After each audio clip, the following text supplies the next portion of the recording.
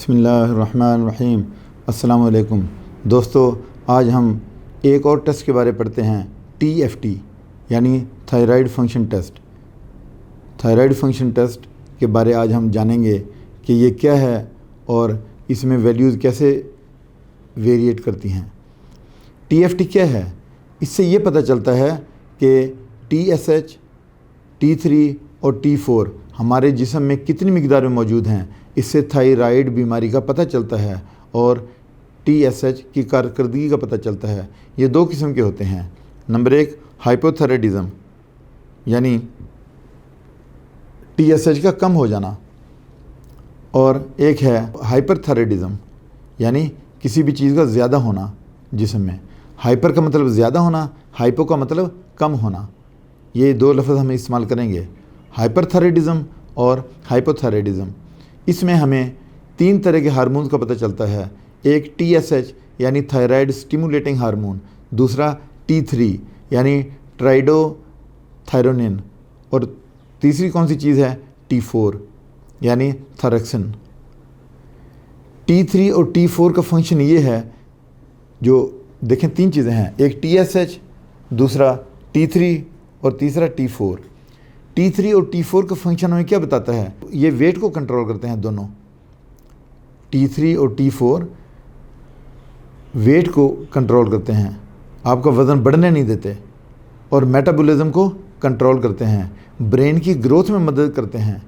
ये दोनों hormone T3 और T4 ब्रेन की ग्रोथ को कंट्रोल करते हैं, हार्ट फंक्शन को बेहतर बनाते हैं, और उसके बाद बॉडी टेम्परेचर को भी ये कंट्रोल करते हैं, और फिर मूड स्विंग को बेहतर बनाते हैं।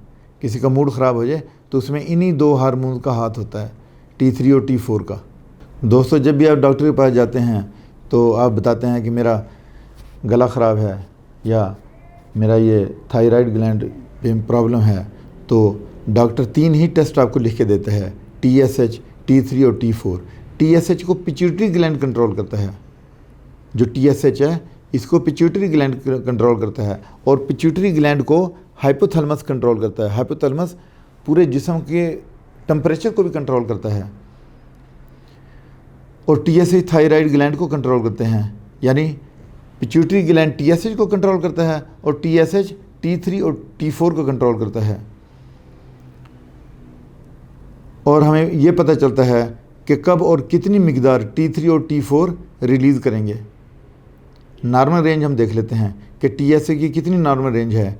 ये 3.5 से 5.50 इसकी रेंज है, और T4 की जो रेंज है वो 5.0 से लेके 12.50 तक है, और T3 की जो रेंज है वो है 0.60 से लेके 1.82 तक है। अब हम देखते हैं कि TSH और T3 और T4 और कंपेयर करते हैं, इनको देखते हैं। इस तरफ TSH है और ये T3 और T4 है। जब TSH बढ़ता है तो T3 और T4 कम हो जाते हैं, यानी एक दूसरे के ये उल्ट हैं।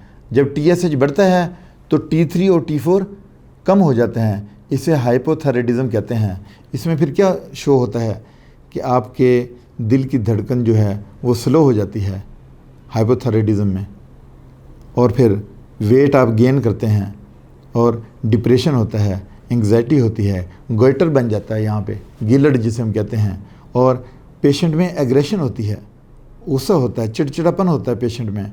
और उसके बाद फीमेल्स में इरेगुलर पीरियड्स होते हैं, स्कैंटी पीरियड्स होते हैं, और इनफर्टिलिटी भी होती है। इसके बाद फटीग होती है, वीकनेस होती है, और डलनेस होती है, और इस तरह के पेशेंट को क्या होता है कि कॉन्स्टिपेशन भी होती है।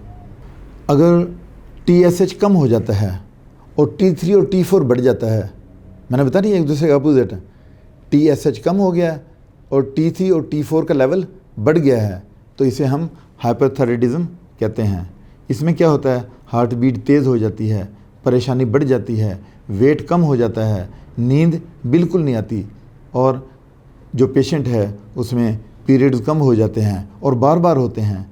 उसे गर्म चीज़ें कम गर्म महसूस होती हैं, यानी बहुत ज़्यादा गर्म चीज़ भी उसको कम गर्म महसूस होती है। डायरिया होता है ऐसे पेशेंट को, और फिर उसमें क्या होती है, वॉमिटिंग होती है, तो ये उसमें सिम्टम्स डेवलप होना शुरू हो जाते हैं।